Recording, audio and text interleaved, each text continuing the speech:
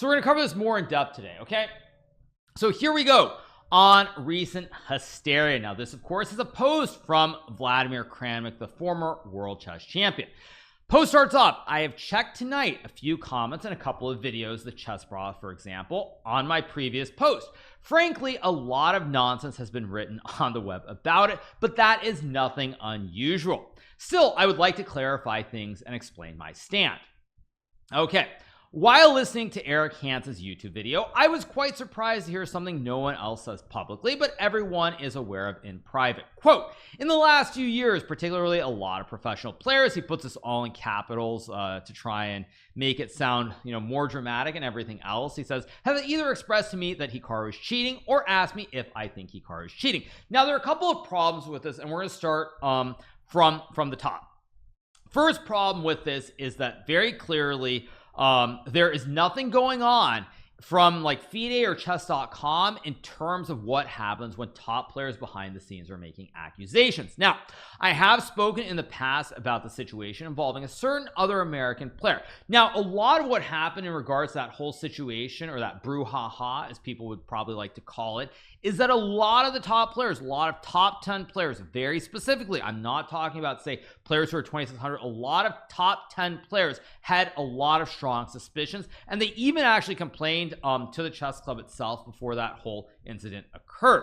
So that's the first thing that I want to say very clearly. So actually, to me, it doesn't shock me, but the other problem with this is, who is Kramnik referring to? Most likely he's referring to several other Russian chess players. Now, I do know for a fact that the following players have either accused me publicly or in private, and two of those players very clearly are, of course, Daniil Dubov, who lost to me in the semifinals of the Chess Champions Tour in 2020, and of course Jan Nepomniachtchi, who did it much more cleverly behind the scenes. He didn't actually do anything. He didn't like ask FIDE to look at my games or anything like that, but both of those guys, for stars, I know have accused me. Now this, for example, when you say professional players, what does a lot mean? You could say you heard something from 5 players, you could say you heard something from 10 players, you could also say you heard something from 2 players, and it's not really clear cut. So let's keep going. What a coincidence. Same happened to me, and likely those were different players. I never really checked it or thought about it. Therefore, I decided to check the statistics. Okay, now we're going to talk about statistics a little bit later on, and obviously this was published last night, so everyone has had time to digest it. I strongly believe that no one is Caesar's wife, and everyone who is from time to time heavily overperforming must be checked seriously, including myself, of course. Now, the problem with this whole premise is, the fact of the matter is that I do know that all my games are checked by chess.com. They literally check all my games. I believe that myself and Magnus Carlsen are the 2 players whose games they use in terms of to see baselines of how great players are playing relative to the highest performances. I think they've also used Garry Kasparov's games, if I'm not mistaken. And so when Kramnik says this about heavily overperforming and must be checked seriously, I know that chess.com looks at the games that Magnus has played, the games that I have played, the games that Garry Kasparov played, and I do believe those are metrics they use, and they look at all the games as a whole.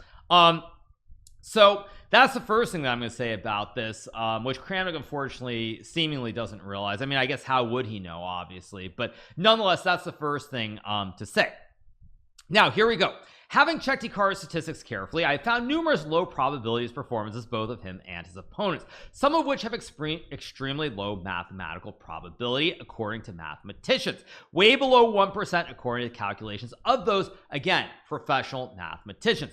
Now, we're going to get into statistics in a second, so I don't want to get too deep into the weeds here, but there are a couple of problems.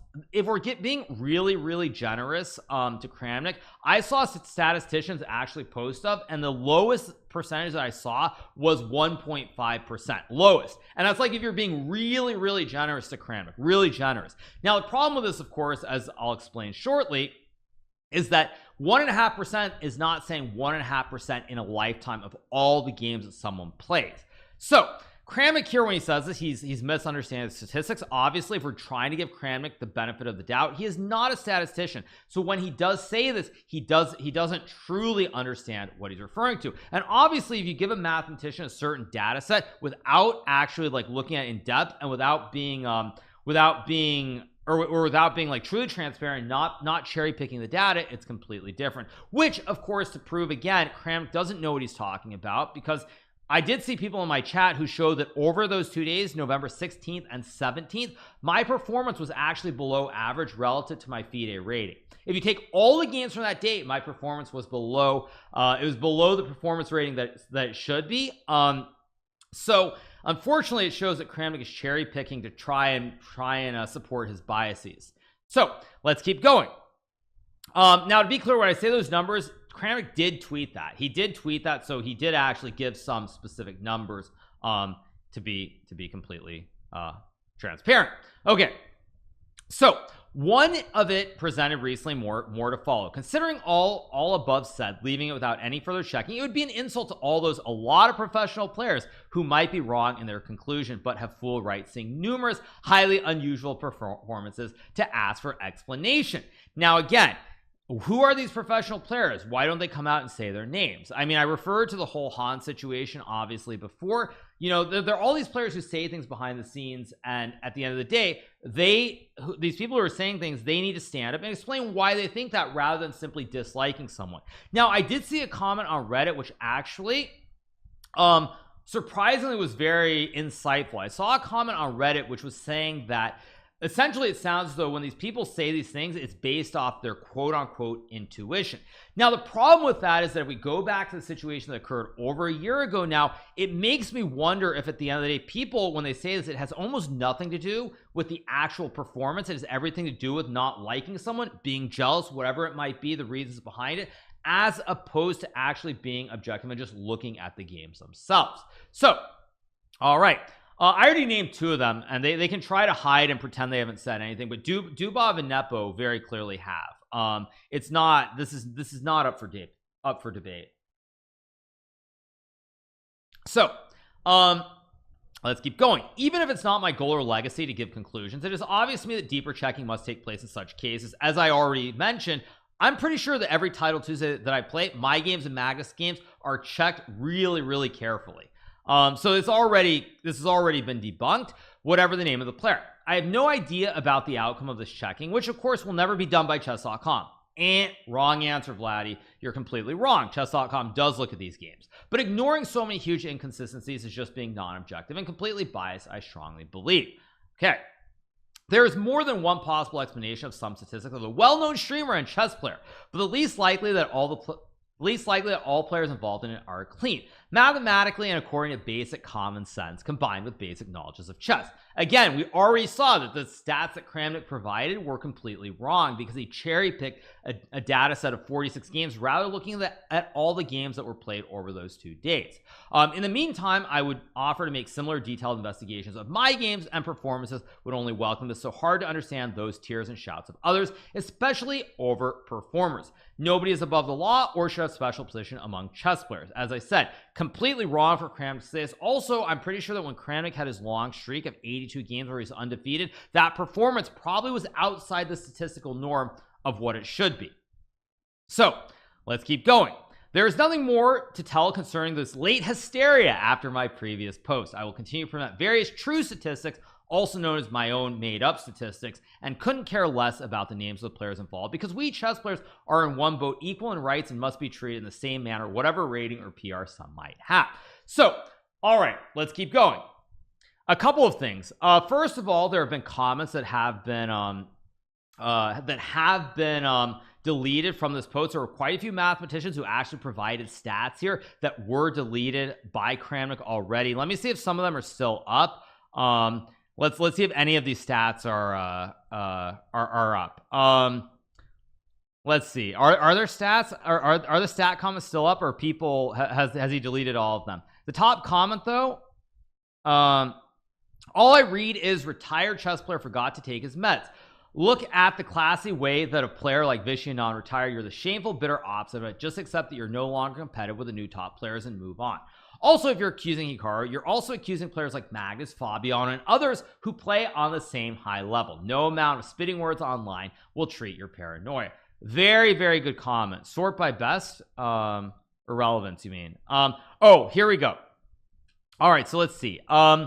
If you flip a coin 10 times, you have around 1/1000 chance of it coming up heads all 10 times. If you flip it tens of thousands of times, you'll almost certainly see numerous streaks of 10 plus heads in a row. The streaks are only fishy if you look at them in isolation. Luckily, in chess, you can also qualitatively examine what actually occurred in the games. It doesn't look like that was attempted here. Okay, so he didn't delete this one. Let's see. Let's see. What do we have? Is this a good one? Let me see. Is this a good one? Supposedly it seems basically saying Hikaru is not checked, which of course, as I already said, is not true. But let's see. It says I will use a metric. Actually, no. Let's move on. Let's move to the Reddit stuff. Okay, let's move to the Reddit stuff. I almost never go on Reddit if I can help it, but let's move to this Reddit post now. I mean, I really try to avoid Reddit in so much as I can, but we're going to take a look at Reddit. So here we go. All right, so here we go. We have the post this is posted by Terrible Country 7520 or 7522, which says, with all great respect to you and with all my admiration to your incredible chess career, I believe it is clear you don't fully understand how probability works. Below 1% according to mathematicians. Yes, but that's over one event. Hikaru plays thousands of games a year, so yes, you roll such chances of way below 1%, but you roll them over thousands of possible sets of 46 games, so overall he is very likely to have at least a few streaks of 40 plus wins. And yes, I am a mathematician myself. Greetings from Adam Mikiewicz, I know I'm mispronouncing it, in Poznan, Poland. Sorry if I'm mispronouncing anything there, but let's keep going. All right, consider this. You flip a coin and want to get at least 5 heads in a row. If you toss a coin 5 times, you get the probability of 3.125%, one winning scenario out of 32. But if you flip it 6 times, you get 4.6875% chance of success, 3 winning scenarios. Again, I don't know the math, let me just be clear, but he's basically saying that if you toss a coin 5 times, the chances are actually like 1 out of 32, but if you flip it 6 times, your chances actually increase. So he is a mathematician because he puts 4 numbers after the colon. Okay, 3 winning scenarios. If you flip it 7 times, it's already 6.25%. For 8, it's 7.18125%, 20 out of 256, and I'm assuming it keeps going up. I hope I didn't make any mistake here. If you only looked at the 5 tosses on which the event occurred and make a claim, this was a 3% chance event. You would be wrong because it was nearly an 8% chance. One, because it also could have occurred in different 5 in a row sequences within these 8 tosses. That's the first mistake you're making here. So first takeaway is that it's very clear that this mathematician is showing Kramnik that he's wrong, that Kramnik is trying to be an amateur mathematician and he's looking at it as a one-off event, when of course everybody, whether it's myself, whether it's Daniel, Magus, etc., we play so many games. Okay, it's like saying a mathematician saying Michael Jordan had to cheat every time to win the finals. Yeah, and to be clear, you're not the only one who fell for this. I see this mistake made pretty much always out of instances I witnessed, of course, among respectable chess statistics commentators, sometimes even in the academic setting, with best addressing of this issue being, of course, one tournament like that can happen, but when it happens multiple times, it's suspicious. People often say something like, this suspicious GM had a 1 in 10,000 performance this tournament. This must mean he cheated. And I'm like, okay, but we have, let's say 1,000 active GMs. Let's say on average they play 10 tournaments a year. I don't know if these numbers are right, but the point stands. So actually on average every year someone should have such a stellar performance. Wow. Okay, so basically this makes a lot of sense. That he's saying you have 1,000 active GMs on average. I think it sounds right. They play 10 turns, so you should have one person who has that performance. So this really shows what happens when you have someone who's like a 2,700 at math versus someone who's 500. It's only if, let's say, in a few consecutive years there are a dozen such performances, then it becomes highly unlikely that all of them are fair. But again, a few of them should be legit with high probability. Okay, now in Hikaru's case, is of course not as simple as the coin flipping because you need to factor in specific chances of victory in any given game. But according to the ELO system, you're expected to score this well against opposition with such rating disparity. 400 points would be 91%, 350 would be 88, 250 would be 85%, and 200 points would be, or wait, sorry, 400 points would be 91, 350 would be 88, 300 would be 85, 250 would be 81, and then 200 points would be 76%. Okay, so let's say Hikaru normally has a 70% chance to win a game against a guy with some percentage points left for draws. If he's on a really good day, because that also is a factor when we deal with humans and not coins, it may be like 90%. Now let's say over the year he has 20 days where he plays 100 games in a row with an average win chance of 90%. I encourage you to mess around with these numbers. I'm picking nice round ones here, but you can insert whatever you think reality is close to. Then the chances that he gets at least one 40+ winning streak on one of those 20 days are about 90%, as I'm estimating. Wow, so basically, wow, this is amazing. So he's saying that on average I should get a 40+ winning streak 1 out of 20 days, 1 out of 20, I think, 1 out of 20 days. So if I play the whole year, that means I'm gonna have like many days like that. Okay, and if you look, if you only looked at 90% win chance out of a specific 40 games, you get 1.48%. And on top of that, you didn't factor in the good day and just assume that every game you played with a rating disparity 70% chance of a win, you get 0.000637%. You see how enormous these disparities are, right? 1.48 versus like no chance at all. Wow. And we didn't even consider the whole year and all the games which Hikaru plays with different winning chances based on the opponent's rating and external factors. He can also get, for example, 15 wins at the end of a 60% win chance day, and the following 25 the next day when he farms some weaker players he has an 85% chance to beat. So we need to treat these games in one continuous bunch rather than separate days or whatever. All right, long story short, I believe it's almost certain that Hikaru gets multiple 40+ winning streaks a year. To get the exact answer, you'd have to model individual win chance for every game and then put a chain of events from an entire year or career and then calculate the probability of an n+ streak occurring k times. Impossible to do, but of course we can start with a simplified model and then add complexity to it as we go. For example, if we take Hikaru's last year blitz stats, we get 77.7% wins over 4,094 games. That's actually kind of insane that I've played 4,094 games, by the way. As of right now, assuming all the games to be equal, maximum simplification, we get a chance of at least one 40+ winning streak, being about 3.5%. Seems low, but now let's add complexity. Let's assume he plays 750 games with 62.5 win chance, then 750 with 70%, and 750 with 77.5, and so on and so on. We have 4,000 games with an average win chance of 77.5%, still being highly simplified, but at least we recognize not all games are equal. Now we get 9.5%, which is actually really high. Now 9.5% is like, of course it's going to happen. Of such a win streak. Of course, it's still far from the reality of his games, the frequency and pattern of his farming. But the point is, the closer we get to the reality of life, when good and bad conditions for wins are not distributed evenly, the higher the likelihood of an abnormal event occurring somewhere down the line.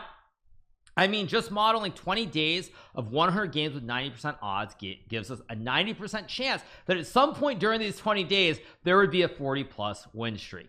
That's why I said that I believe Hikaru is mathematically expected to have at least a few such streaks a year. We just need to build an accurate enough model with still manageable level of complexity to estimate his real win streak chances over a desired period of time. If you have any questions about my calculations of reasoning, or if you would like me to perform calculations on a model with numbers given by you as you believe they are in real life, feel free to contact me. I see it as my duty as a mathematician to do such informative work whenever required. Once again, I bow my head to you and your incredible chess career, Piotr Bugai. I assume that's an I at the end. So yeah, this kind of, I think, proves the point here. When we look at this, you know, if you look at this, it's very clear that this is what happens when you have someone who's an expert in the field compared to someone who is literally a 500 and doesn't understand what they're talking about. So it's very clear that when Kramnik twists the stats and uses like one data set, he tries to make it like, oh yeah, mathematicians are going to say 1.5%. It can't happen. Unfortunately, as we see, when you look at it, and this is even super complex. Actually, it seems like he adds factors in, but probably the assumption ends up even higher if you factor in a lot of other things like tilt and like people, you know, their whole mental breaking down. There's a very important point that I want to make too about this.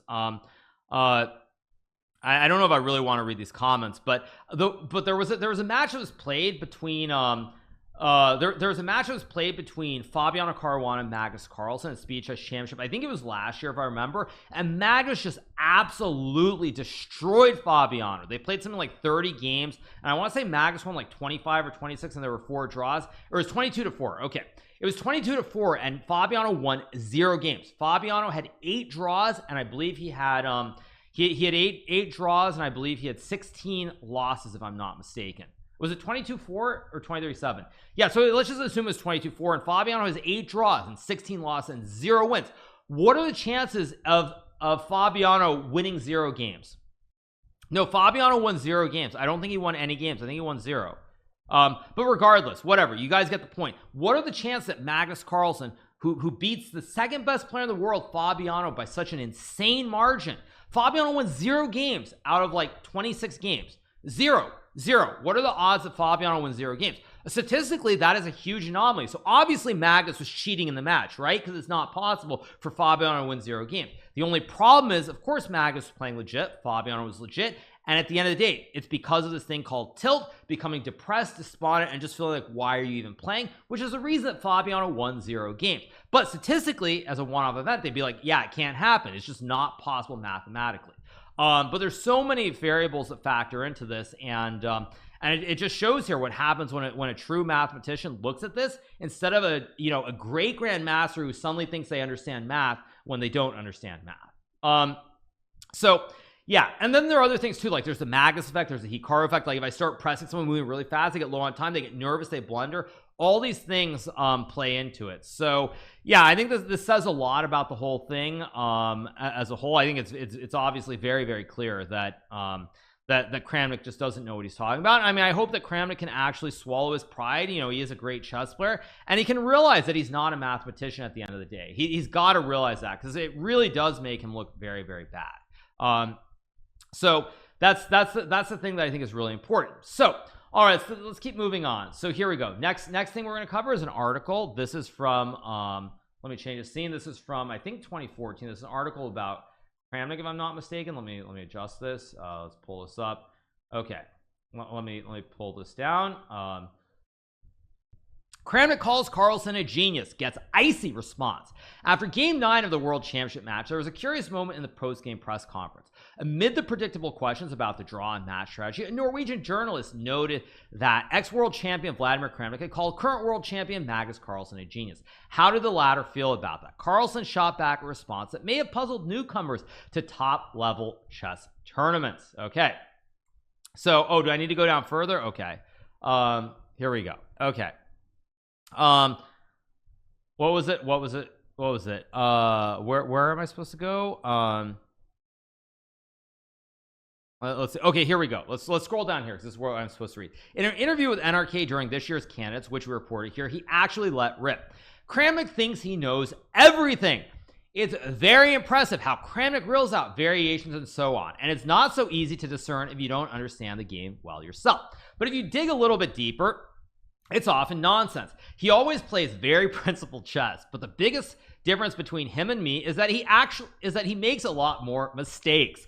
Often he seems to think that he's in the right, but I'm actually right. He's very confident. He's not afraid of anyone. He doesn't think I'm better than him. He doesn't think Aronian is better than him, and he doesn't think Anand is better than him. He actually loses games to Nakamura, but he certainly doesn't believe Nakamura is better than him. So great things here, because obviously I have a plus score against Kramnik. Anand is better than Kramnik. Anand torched him in the World Championship match. Levon, I don't know if you can say Levon is better or not, but still, this is really good. I don't even care if Magnus says that he loses games to me, but it says a lot. That you see, it's like Kramnik's like he's basically saying he's better than Anand, he's as good as me, he's as good as Aronian. He even loses to Nakamura. It's just like it's really rough. This is really, really harsh. Yeah, and it says in the run-up, so in the run-up, he told the official report, Kramnik is one of those beat me. He's very self-confident and arrogant. He thinks he can beat everyone. So if he thinks he can beat everyone, then yeah, of course he's gonna think everyone's cheating, because he can't win against everybody anymore, a bit like me. Yeah, so this is great stuff. Okay.